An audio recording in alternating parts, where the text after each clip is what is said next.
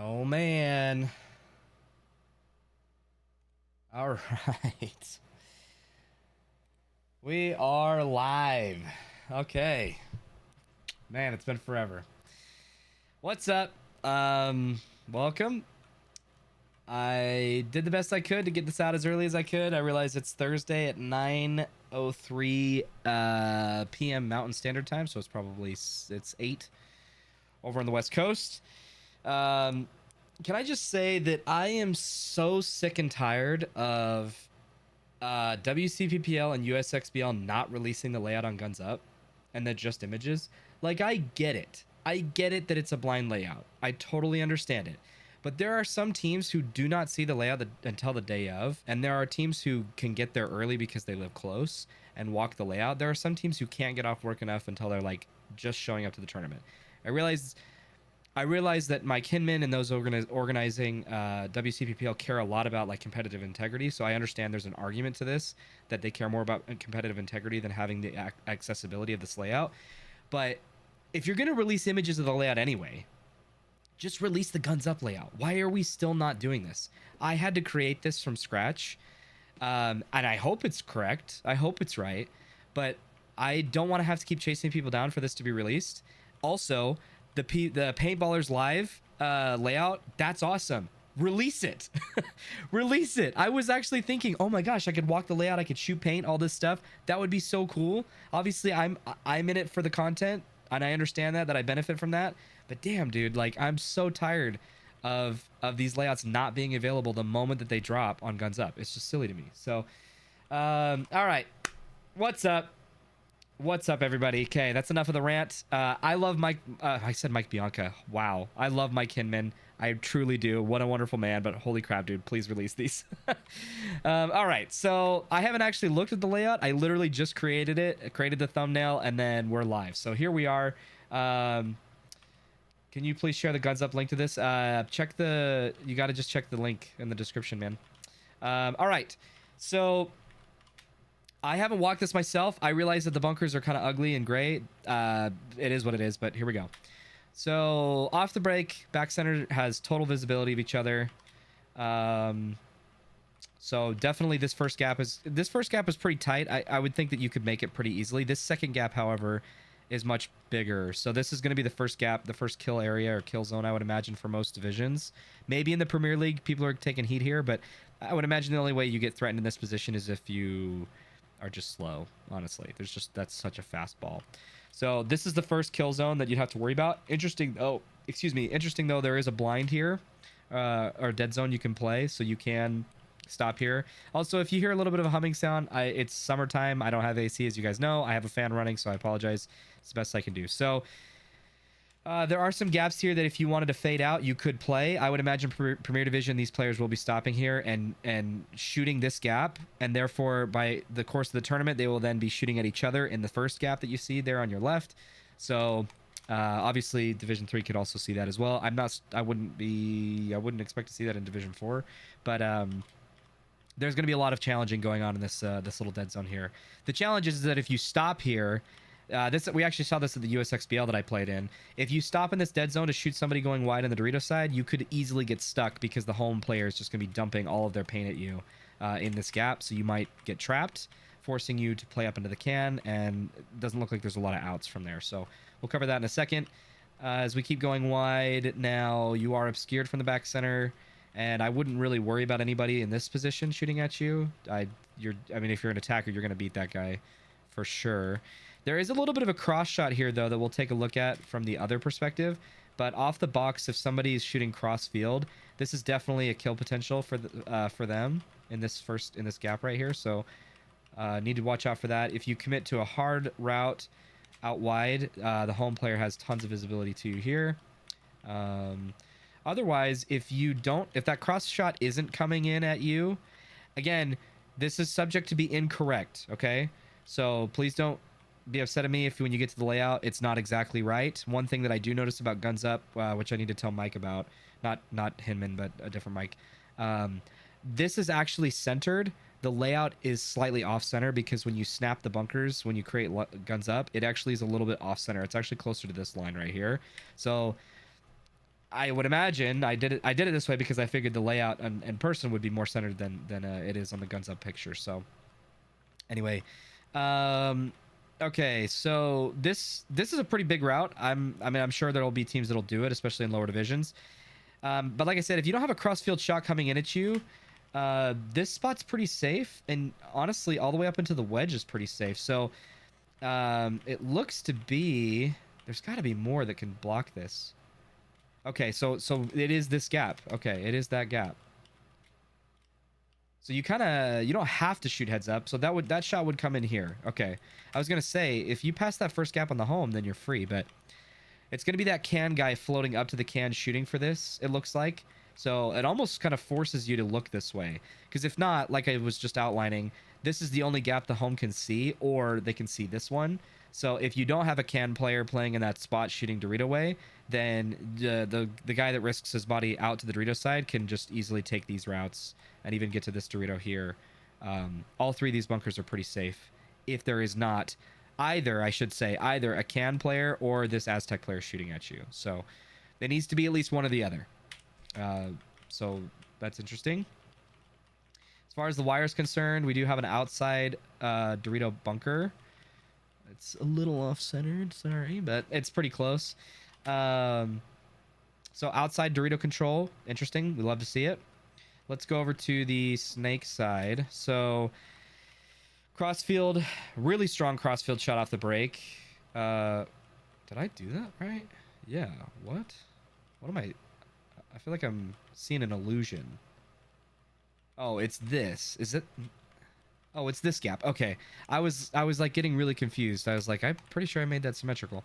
Okay, so off the box, if you decided to just take a knee, you have some pretty decent angles all across the Dorito side. So, and this is a really safe like kneel to take. You could literally just kneel and shoot at this dude. So, pretty strong in my opinion. About the only thing that would kind of goof that is if the dude does play the dead zone in this this can. So you could shoot, like for example, you shot on the outside, he goes here and shoots at you. That's bad. If you shoot here and he goes past it, that's also bad. So there's a little bit of a mind game you got to play here. It's a bit of a read and react based on the team that you're playing and where they like to go. But there are two viable shots here just by taking a knee. If you wanted to take the safe route, you could come out here and actually blind that first gap completely to just ignore the inside shot and then cut him off on the outside of the can. That's also an option. This is a pretty safe spot to be. Obviously, over the course of the tournament, if you keep doing this, people are going to start shooting over the top of the back center towards you, like this direction. They will start to drop shots in over that.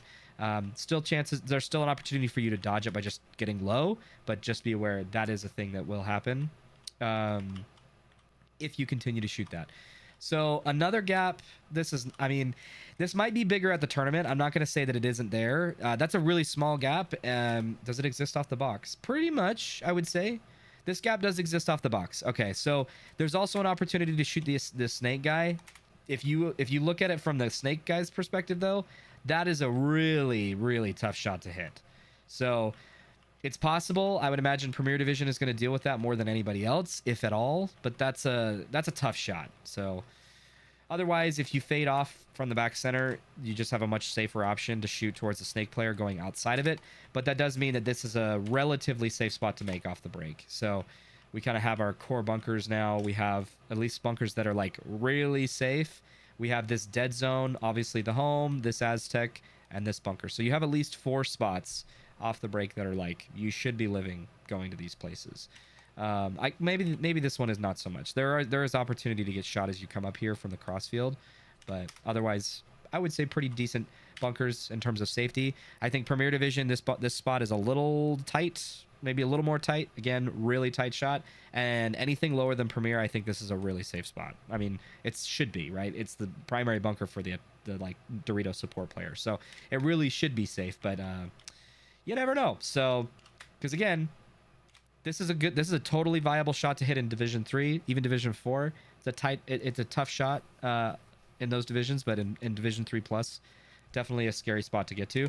The challenge that you'll notice is that So you have a few things, you have a few options here, which again, this is a very similar setup as it was in the USXBL.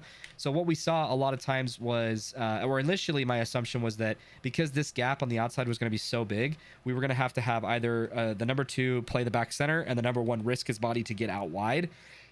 And early in the tournament, you were just kind of like, you really didn't need to do that. Teams weren't hitting this shot yet. So what you really could have done is you could actually send your number 2 here off the break and your number 1 running past. That's totally fine.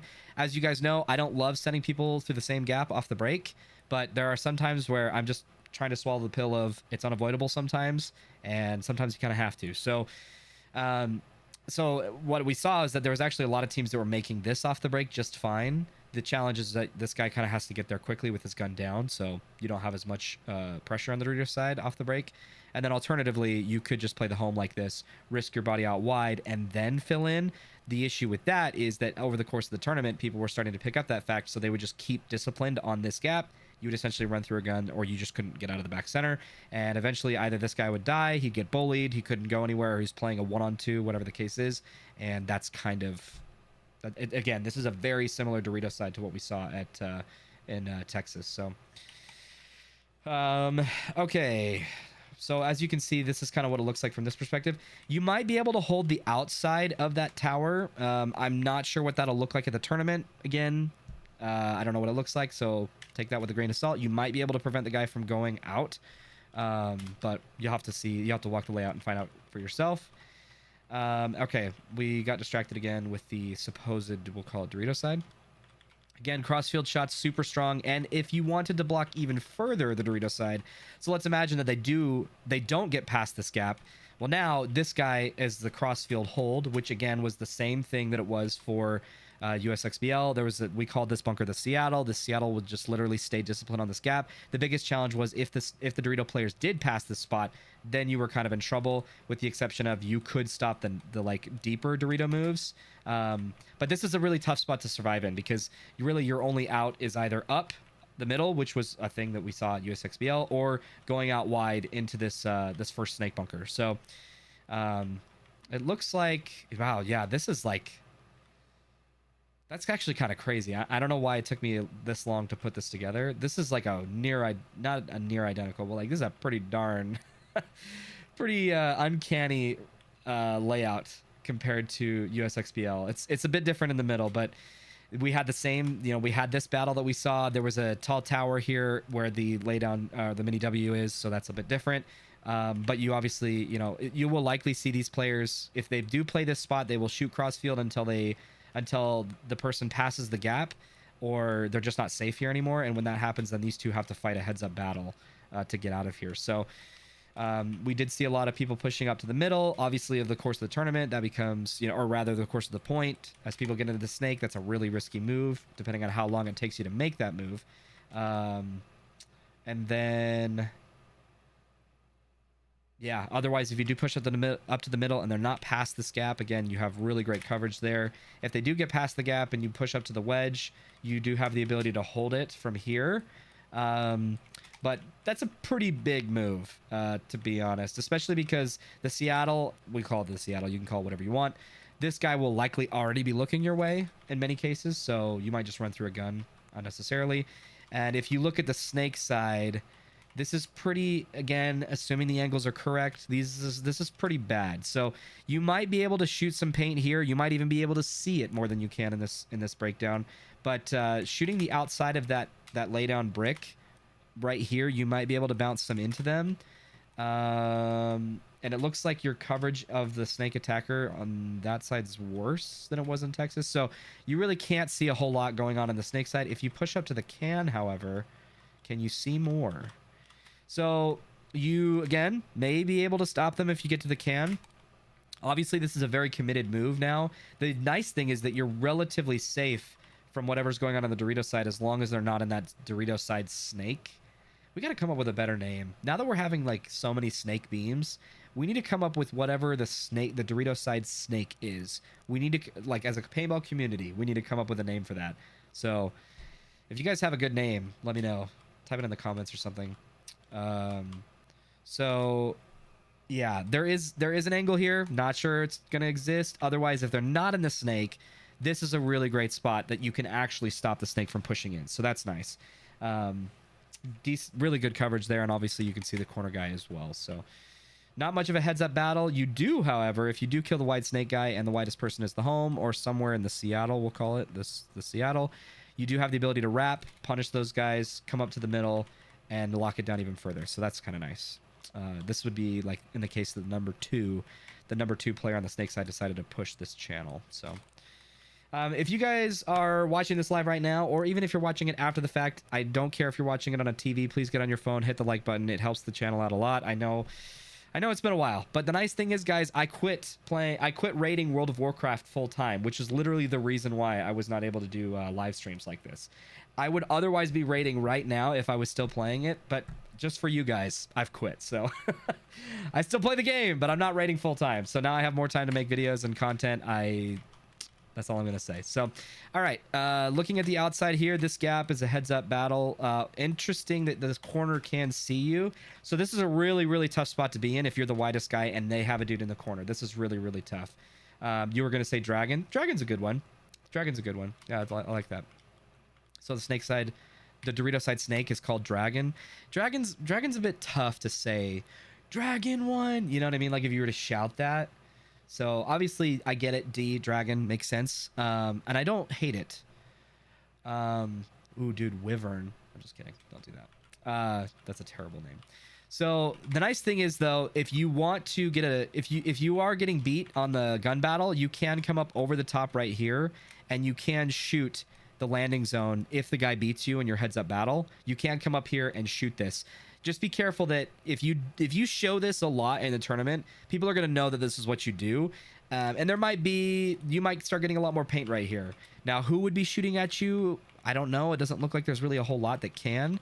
Maybe that Seattle bunker can. But otherwise, I think this is a pretty strong move to take. And this is also, by the looks of it, a relatively safe angle to take if you just want to get some intel on what's going on. So I actually like this over the top, which does mean that if you are playing this spot, you can actually run and gun out here. You can run and gun and just take this angle off the break. And so that way you don't even have to engage in the gunfight. You can literally just shoot this. And the only thing that will stop you, so let's say, for example, you're the wide guy, you're shooting heads up in this spot, you see the snake dude dive into this. All you have to do is shoot the wide guy afterwards, which, call me crazy, but if that's the home player, you can use this. You can step out, use this can as a blind, shoot back at the home, get into flinch, and then dive. So to me, I like being on players being on their feet in this situation. I think that's actually pretty strong. Maybe you'll start getting more heat from that on the Seattle guy. Maybe the Seattle guy will start shooting this little spot. That's a tough window to hit.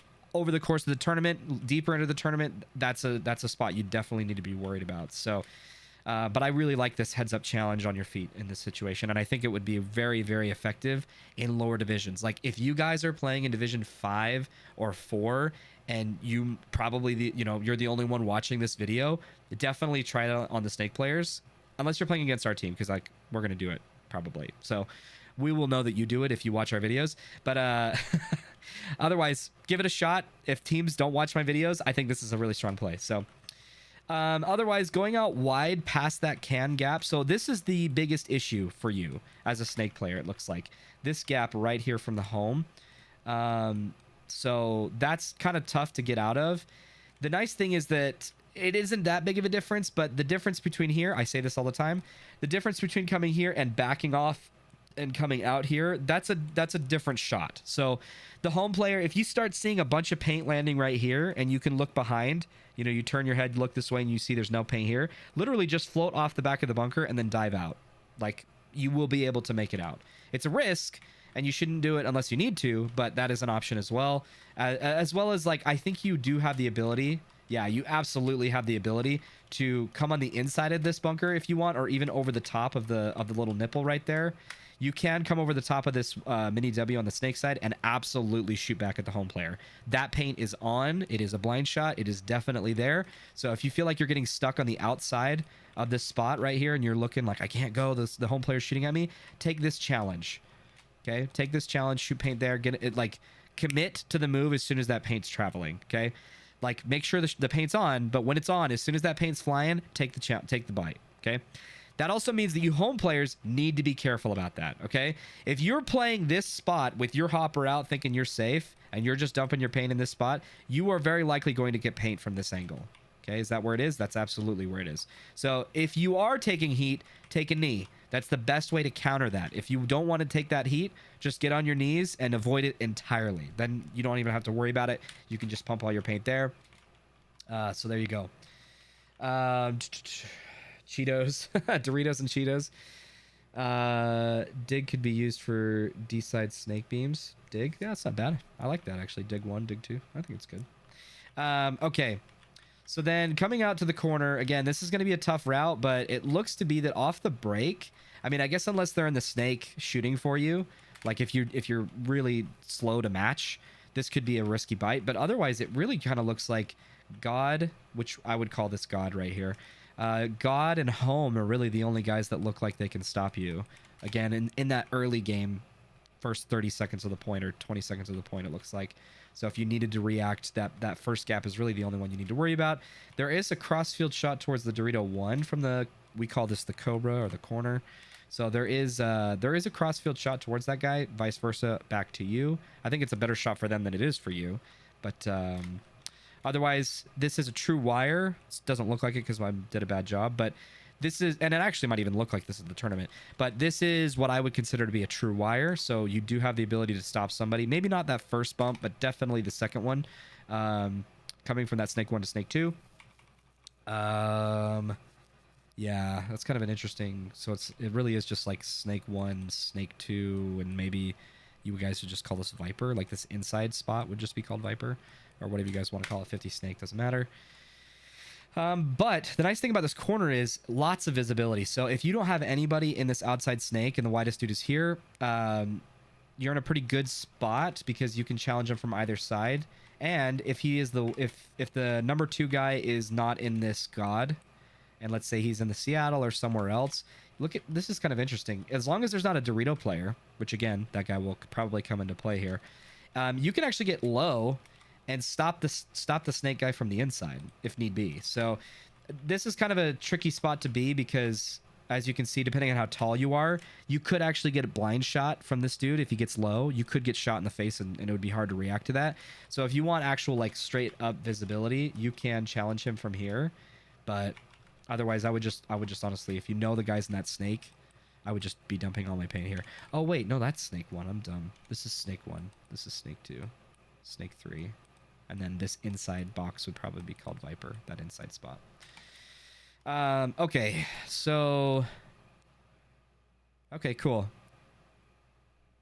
And not really much else to say about the corner, to be honest. Let's look at the snake now, and then we'll go to the Dorito side. Okay, we already kind of understand this heads-up battle of what needs to happen to get into the snake. You just need to fight this dude, get him to flinch. Anybody... It looks like, again, it's that can. The only dude that can actually stop you is if they push up to the can. So, and again, the nice thing is, dude, I actually love the snake side of this field. This is so cool. So, you do have to worry a little bit about the Seattle and what that actually looks like. This Aztec on the snake side. You do have to worry about that a little bit. But look at this. Like, if you're locked in a battle with the guy in front of you and the widest dude, the support players in that Seattle bunker, even the God bunker, you can take this challenge, right? Like, this is really strong. Again, they can't see you when you do that. If you wanted to shoot at the actual guy, you could come even further. Obviously, the Dorito side is much more in play at that point. This is a decent gap to hold. So, depending on where they're at and you know what's going on in the point. Again, I don't love this. I don't like snake attackers shooting across field, like holding a job cross field. I think it's only good for a specific purpose and like very specific to the game plan. As a matter of principle, as a snake attacker and as a Dorito attacker, you should not be holding a cross field shot as a job. You literally stop your pressure on that side of the field to be winning the game. So just keep that in mind. But otherwise, there is some productivity you can from shooting cross field, or you can get shooting cross field, and wow, even more so from this side of the field. So if you're able to so like let's say for example we'll talk about this a little bit more in breakouts, but like let's say for example you're really killing this, you're really getting like you're killing this shot, right? So much so that their breakout, your opponent's breakout, looks like this off the break, and this dude's literally just diving to get there. If that's the case, and let's say you are killing this dude, as a way to compensate for that, like as a way to punish that, for me, I would try to risk a snake off the break and get him here as fast as possible. I realize it's easier said than done, and you're already killing a Dorito side guy, so why not just push the Doritos? But if for whatever reason it kind of develops into a point where you're able to get to the snake quickly and you're here, I would seriously just be totally content to do this for a little. Again, I just said don't hold crossfield jobs as an attacker. But if you know that you're killing this dude, or this guy's playing a little sloppy, or whatever the case is, you could definitely stay here and just chop up everybody who tries to push out to the Dorito side. So that's a warning to you Dorito players, that if you take a while to get out wide, if you take more than 15 seconds to get out of this box, or maybe even we'll say 10. If you take too long to get out of here, you could just get chopped up from a crossfield shot from the snake. So that would be the one that I would worry about the most. Again, the can player does come into effect, so be careful about your hoppers not getting shot off if you do this. You do have an even farther, an even wider crossfield kill that if you wanted to, for example, if you heard, we call this baby. So if you heard there was a baby and you were in that snake too, you could definitely shoot crossfield just to slow down that progression. Otherwise, straight up heads up battle. We don't need to talk about this. Is there anybody who can stop you? So this is where we don't know yet. Whoever's watching this video, we don't know yet if the can player can in fact stop you. I kind of suspect that they can. I would at least bank on the fact that they can. So you would need to check that guy off first before you could just ignore him. So be very, very careful. Yeah, be very careful before you just entirely commit to that move. And it is also possible, like it was in Texas, that this guy can also stop you. So even though it looks like you can avoid their gun, that's a long enough shot that if for example this tower player is still shooting cross, well, I guess I don't know why he would, but whatever. If he was shooting cross field and they aim right above this, you can absolutely drop your paint in there. So it's not a guaranteed kill. Maybe it will be at the tournament, but definitely know that shot exists. So you do have to be aware of that. All right. Otherwise, if you get here, we'll call this the Snake 3. Snake 3 has a lot of great Dorito side pressure. No free kills, I would say, at any point in the Snake so far. Maybe with the exception of that can. So the Dorito side can, I think, is probably a pretty safe bet. What would we call that one? We'd probably call that the Rocket. So maybe we'd call this Bravo, Rocket, Beast. This is Baby, Dorito 1, 2, 3. Gets a little weird actually. This is probably 3. I don't know.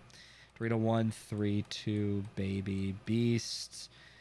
This is Rocket. This is Bravo. This is Home, Seattle, God, Closet, probably China. I would personally call this Houston. I don't think my team's going to, and I would call this Dallas. So in any case, if you guys are curious, and then this is Cobra. So yeah, that's probably what I'd do. And then Snake 1, Snake 2, Snake 3, Viper. We went over that. And these pins don't need a name, so we just need to do the Dorito side for callouts, and then I think we're good. So, all right, getting up here then again to the Viper now. Really no free kills? Okay, the can is definitely dead. This guy's definitely dead, I would say, the Seattle. I think the Home could live, but he's probably going to get chopped up if he's not paying attention. If you float off, you could shoot that Dorito 1, but you do have to worry. So, and then obviously if you go to their side, the game should be over. This is kind of where you get all the kills now. So, if you're not, the biggest thing to note, and I say this all the time, anybody who watches my stream already knows this, if nobody's challenging you to go all the way, don't stop. Just keep going all the way. Even if there are free kills, maybe it's cringe, I don't know. But obviously the only exception to that would be maybe like if you know there's a center 50 guy who's not looking at you and you have a clean shot, definitely take it. But otherwise, like, you're really just trying to go all the way until somebody stops you. So, and then I would definitely stop at this spot for sure and chop up everybody that you can. So, all right, that's the snake side. Let's look at the middle again really quick because I didn't really look at the middle. You do have a trap you can set snake side from that 50 brick, or I guess 40 brick we'll call it. So you do have a trap you can set. Can I just, I mean, I'm going to say this to my team as well, but like, if you guys know that the game plan is to get a dude into the China, we call it, you know, this brick. If you try to get somebody to the China and you know, like, okay, the breakout is go to the China off the break and look snake way. Like, just let them have the snake side when you get to your spot. Because the whole plan is for this dude to kill somebody by setting that trap. What was frustrating was when I played USXBL and I got up to the middle, there were so many times where we were still fighting them on the snake side. Like, I go up to the middle, look snake way, I've got a trap set, I know people know that I'm here, on my team at least, and I'm just waiting for them to drop the gun. And it's like, dude, I'm burning time here. I'm sitting here for like 40 seconds, and you're still gun battling the guy. Like, please let him go so that I can just shoot him. So if you guys have plans or you see your teammate go from this Seattle, this spot right here, all the way up, please, please, please, just let go of the heads up battle. You obviously need to make sure that you know which direction he's looking. And like, well, I would say that if they're not past the God, if they're not past this lay down mini W, definitely shoot, definitely set the trap on the snake side. I think that's a really good bait. Otherwise, you also have, to be fair, you also have a really good bait on this side of the field. I just think the snake side is, you know, snake players want to get into the snake. They feel more comfortable, and teams generally will want to get into the snake here to contend. So I think the snake trap is good. Both are really good, but I kind of like the snake trap a little bit better because people are going to want to get into the snake, and the snake will become more of a problem, in my opinion, than the Dorito side will, unless they get to this Dorito snake. So, all right. So, okay, interesting. Okay. You also have you have another trap to hold. I don't think there's a lot of trapping to be had here, to be honest. And also, to be clear, this is a tough trap. This is a very tight window. So you do need to be like aiming your gun right here, and you do need to be like, you need to have fast reaction times. So that is a tight shot. Sorry, I don't know if my mic just cut out. All right, let's go to the wedge then.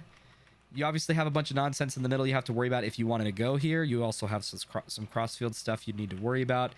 If for whatever reason you got to the wedge, I would not be here to set a trap personally. I don't think this is a spot you really go to play.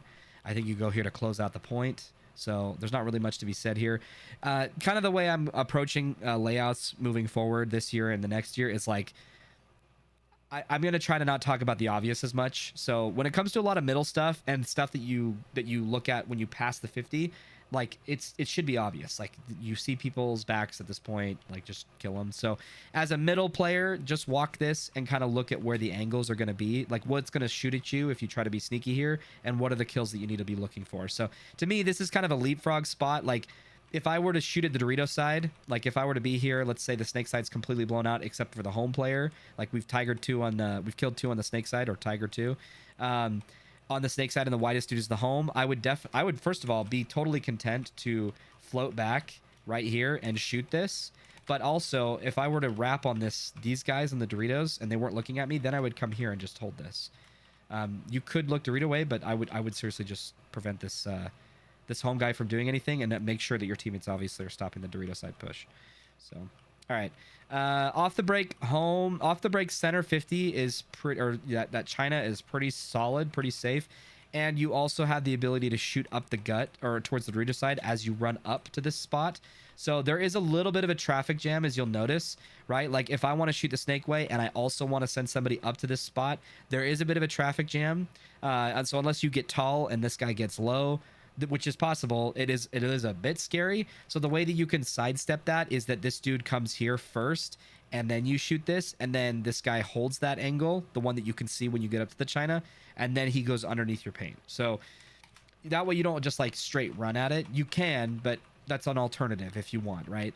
It also prevents you from moving, running and gunning more, right? Because really your run and gun is from here to here. You run out, stop, shoot, shoot, shoot, shoot, shoot, shoot, shoot, and then you kind of move up. So you make sure that your paint is on point before you commit to a move. Whereas this one is like you're moving and shooting. So just depending on what you're good at doing, go with that. We already looked at the Dorito side. Let's look at this. Let's look at this. We called this Beast. No, we would call this probably Rocket and then Beast. That's probably what we would do. So if we go up to the Rocket, we'll call it. So you do have inside shots towards the home, which if you wanted another route that you could take to go up to the center is you could come here, and either if you get trapped or if the game plan all along was to take this route, then you can. You just have to shoot at the home before you do that. So there's a little bit of a metagame there. Alternatively, you could wrap and shoot at the home this way. Again, depending on what's going on in front of you.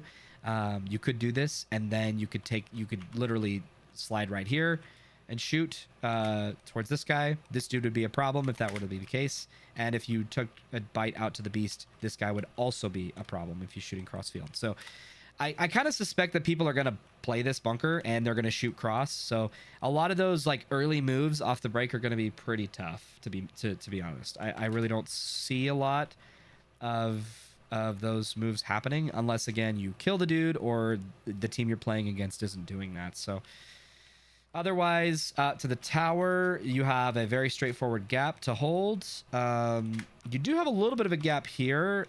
I don't know if there's any value there, but it looks like if you fight heads up, this dude breaks out and gets to the Doritos.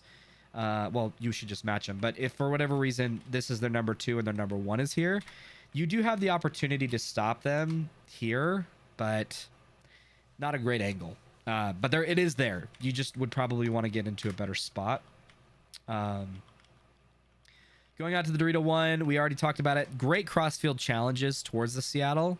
Really good crossfield challenges on the inside and outside of the spot. So definitely don't sleep on that guy. Don't just let him bully you for free, because he's going to be the one that stops your progression once you get to a certain point. So you'll notice right here, this guy shooting at you is going to be a problem if you're trying to push up the Dorito side. So while you're in the backfield, obviously you can't wrap that hard on the outside if they're matching you, but this inside shot is definitely there, and that's a really good way to get a cheeky kill to then free up your Dorito side push, or at least make it a little more straightforward, right?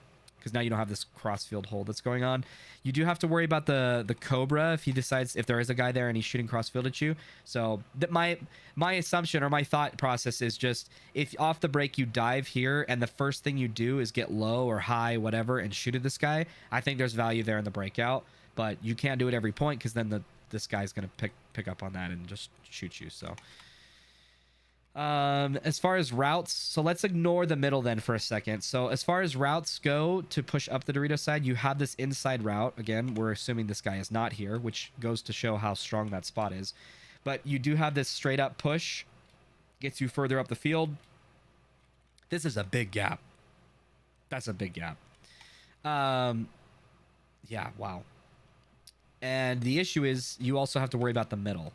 So you have to worry about the home, the Rocket, and the Seattle. Yeah, and the Seattle, and potentially the wedge, all shooting at you, trying to get to this spot.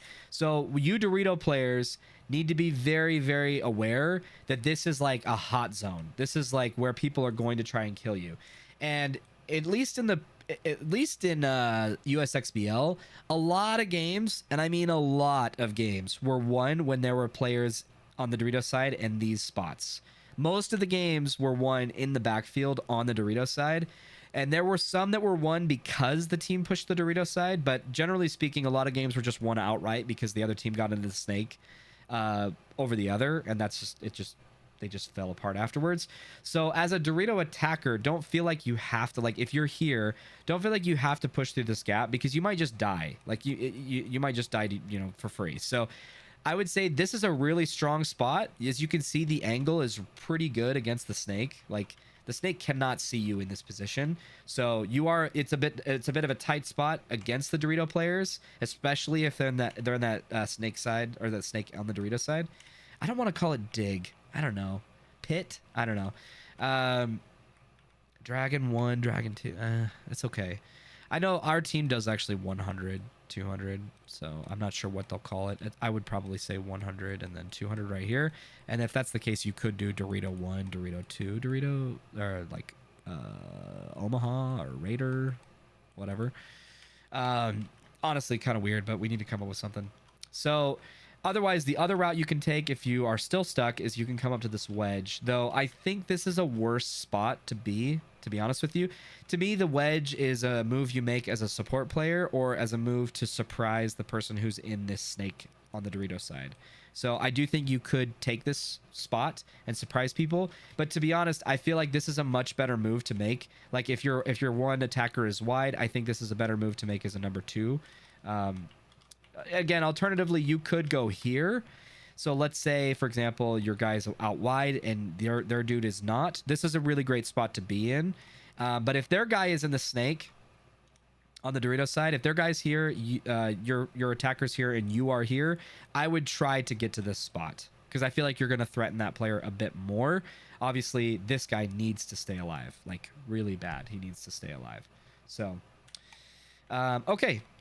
Let's go to this Dorito again. If you get here, you might catch the guy with his pants down as he's crawling. I did that actually at the tournament. Our first game, there was a 2-on-3, maybe 2-on-2, and I was stuck in a bad spot. I was literally stuck in this bunker actually, and the Dorito side was kind of a mess. It was a bit tricky. There was a laydown spot, and my teammate Brandon was over on the snake side. He was fighting a dude, and they were both shooting at me at one point.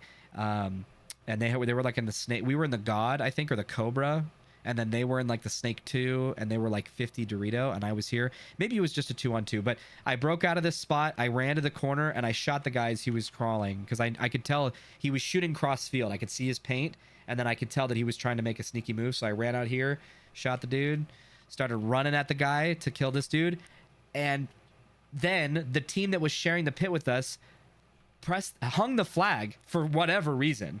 I don't know what he was thinking. I don't know why he did that. And I know who it was. He hung the flag on our side of the pit, and then I saw the score went to them, and I said to the ref, who just won that point? Because I'm literally running down the snake guy. Like I'm about to go stab him. And then we didn't realize that that guy had hung the flag on our side of the pits. And then they couldn't resolve who did it, so we lost that point, like that 1 point. Fortunately, we won the match, but we didn't mercy rule them. We did. I think we won 3-1, but we would have won 4-1, and it would have helped our points even better. Anyway, I'm getting I'm getting sidetracked here. That was so frustrating. That was pretty stupid. But anyway, this baby is a tough spot to live in. So if you get here, we already talked about all the spots that are shooting at you. So just know that, like, because you have to wrap on this position to shoot people who are likely going to be looking at you, and you have to deal with the wire, this is a tough spot to be in. So I would not go there unless you know that you can reasonably make the next spot. So as soon as you get here, this is a bit better. Again, that's still kind of a tight spot to be in, but now you know you're in a much better spot. You have some inside shots you could take. You are a bit open to the snake a little bit from this guy right here if he floats back. So I would just be, you know, and obviously he's not as far up to the field as you are, so they're kind of more rewarded for that than you are. But I would try to get here as quick as possible. Now is where you're in a really strong spot. So you obviously can threaten the Seattle. That guy's dead for sure if he's not looking your way. You definitely kill the Cobra. You would definitely kill this guy. Lots of strong kills, and you could even kill the home player depending on what's going on if they don't see you for whatever reason. If you go even farther now, you do have a crossfield shot on the Snake 3, I think is what we called it. You also clear all of the middle, so definitely free kills there. You very likely kill a person playing that China there, that brick, and I mean the can guy, if not dead already, is definitely dead. The Cobra guy is dead if you shoot paint, if you float paint over there. I wouldn't wrap here, probably. Like on the inside, rather. I wouldn't peek in the inside. I would wrap. And then you just be careful doing this. If there's a guy in this bunker and he knows you're there, or there's maybe a guy in the wedge, and you go to wrap here first thing, this is an easy way to just lose all of the advantage. All of the advantage that you just got. So, okay. That's the breakdown. So how long are we in this thing? We 44 minutes. Wow, guys, I'm getting good. I'm getting better. I'm getting faster. Better, faster, stronger, as some might say. All right, so as far as breakouts are concerned, we saw that the Dorito side shots are really good for that guy going to the tower. Okay, you can't. I don't believe. Let's remind myself. I don't think you can see anybody past that from the home. Ah, you can. Okay, if they go even wider, but that's pretty wide. So inside shot's really strong. This shot's really strong. So this. Oh. So from the home, we have really, really solid shot on that Dorito side tower. From the dead zone of this of that can we call the rocket, really solid shots towards the Dorito side as well. And also really solid shot from the snake. I'm sorry, I'm forgetting now. I should have double checked. No, negative. No. Oh, you can't afford to do this. There's no way you could shoot this. The home would just roast you. So, yeah, you'd also have a heads-up battle to worry about. There is a chance that you know, for example, if I'm running and gunning as the tower player, that's probably where my paint's going, is right here, off the break, because there's no crossfield shots. There's some stuff over the top of the middle that I'm sure people will find. Like, for example, if they're playing the Seattle a lot and you're struggling to dig that guy out, your first few balls should be over the top towards that guy. That's definitely where your paint should be going. But yeah, otherwise, sorry, let's go back to it. So this guy, this shot, really solid. Nothing from their cross we just talked about. This shot also really solid. I'm noticing a theme here. There's a ton of Dorito side shots. So, and this guy, the home player, also has a really strong snake side shot. It's right here. Really strong snake side shot. We decided that the Seattle does not have a strong shot. This guy can come running and gunning to get here very easily, and his shots are mostly for this inside channel. So we have more of an opportunity to shoot the Dorito side. So here's a kind of an if A then B thing I would consider, okay? Again, the way I like to do my breakouts is I like to give you the tools that you need to make good breakouts. I don't like to create breakouts for every million bajillionth scenario. It's not very productive. So here's what I would, I'm not saying like this is a default you should do, but this is how I would approach this layout, okay? This shot in the dead zone is very strong. It's strong because it's early. You could get there quick.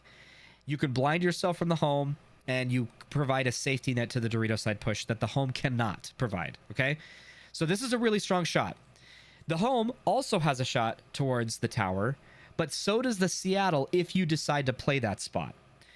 So the challenge is that you don't really have anybody shooting this dude. You do as you run out. So you could, if you wanted to target this guy, you could, or if you want to double up on this safety net to shoot the wide guy and contain them here, you can do that as well. But you'll notice that, like, well, the home doesn't need to shoot the Dorito way now. He should just shoot the snake, and he should. I think the breakouts, I think most of the time your home player should shoot the snake way. The caveat to this, though, is that if their home player picks up on that and he starts shooting this gap, then you're screwed, because now you're stuck in this spot. You either have to push up the middle, or you have to like do something weird to shoot at him to get out, and that's not going to look good. Dude, what's up? Also, I got a cat. He's just jumped on my lap. So if that starts to happen, then what you have to do is you have to pass this gap, like off the break. You can't afford to play in this spot to shoot Dorito away, which then means that informs what you should be doing off the break. You have a few choices. You could either double up the home, which is probably what I would do in response to this. Double up the home, get your wide guy out of this spot, and you can send him wherever. If you want to pull short and play super pocket, you can go here, or you can go somewhere out wide in the Doritos. Okay, that's kind of dependent on the team you're playing and the skill level and all that stuff, okay? But just know that if you are dying in this first gap and you still want to shoot the Dorito side, you probably need to have that guy do that, okay? But then this dude is still shooting Dorito away. Okay, but he's holding the safety net. Okay, dude, what are you doing? Okay, let's get down. Sorry, this is my cat. This is my kitty. Okay, get down. So, yeah. So I just want us to understand that. I don't love doubling the back center typically, and I do think that doubling the back center makes more sense the higher division you go. I actually think doubling the back center, I'm kind of black pilled on this. I think doubling the back center in lower divisions is like bad, like almost every time, because usually people's off the break shooting is not good enough to capitalize on that, and you're just cucking yourself in terms of positioning on the field. You don't need to do that. And I also am kind of black pilled to the idea that, like, you know how you guys have heard me say before that you really should only risk one body on either side of the field. I'm actually totally black pilled on that now. I think it's a good place to start when you go to create breakouts. But I think if you're intelligent enough, like you have enough experience, you really can risk both bodies. You can even have 2 guns down on one side. Like I've seen that in the Pro Division. That's a hyper specific example. And the reason they do it is because of survivability and the payoff. There is a payoff in doing that. So it's not just like you should default have 2 guns down on one side of the field, or that you should default risk 2 bodies wide every time. But I just have discovered that I'm trying to play at a different game than what is happening in the current division I'm coaching for, or whatever the case is, right?